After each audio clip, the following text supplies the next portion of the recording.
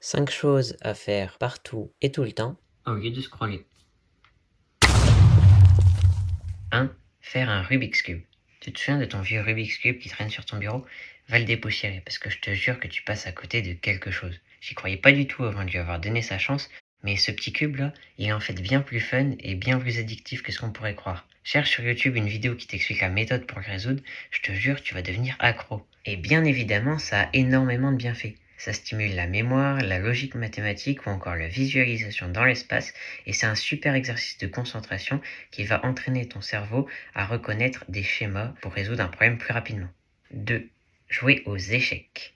Oui, aujourd'hui tu peux jouer aux échecs n'importe où et n'importe quand grâce à ton téléphone. T'installes juste chess.com ou eChess et ça y est, quand tu veux, tu peux lancer une partie face à quelqu'un partout dans le monde du même niveau que toi. Jouer aux échecs, c'est vraiment un super passe-temps. Ça développe la réflexion stratégique, l'anticipation ou la prise de décision, parfois dans un laps de temps très court. Et si t'as pas trop le temps, il y a aussi les problèmes et les leçons qui existent sur ces applications, ainsi que plein de vidéos encore une fois sur YouTube pour apprendre et progresser.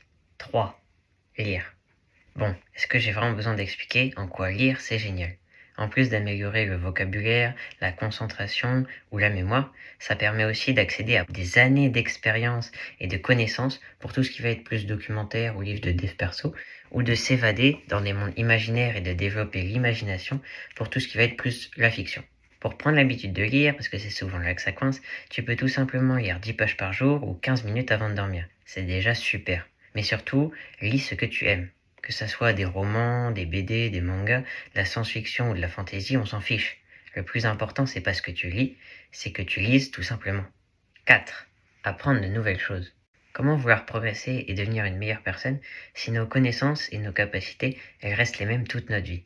Apprendre régulièrement, ça maintient le cerveau actif, ça améliore son adaptabilité et sa plasticité, et ça renforce la confiance en soi. Et en plus de ça, on va se l'avouer, montrer un trick que tu as appris ou parler dans une nouvelle langue, c'est stylé.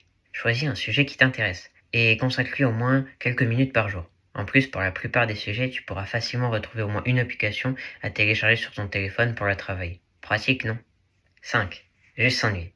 Bon, j'avoue, celui-là, il peut paraître un peu décevant. Mais s'ennuyer, c'est beaucoup plus bénéfique que ce que l'on pourrait croire. Sans stimulation permanente, le cerveau, il a davantage d'espace pour réfléchir, pour consolider nos souvenirs et pour générer de nouvelles idées. Pour pouvoir en profiter, laisse ton téléphone de côté et passe simplement quelques minutes à marcher, à contempler les paysages ou juste à réfléchir sans aucune distraction.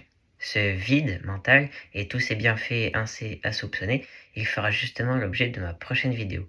Alors si tu ne veux pas louper ça, n'hésite pas à t'abonner.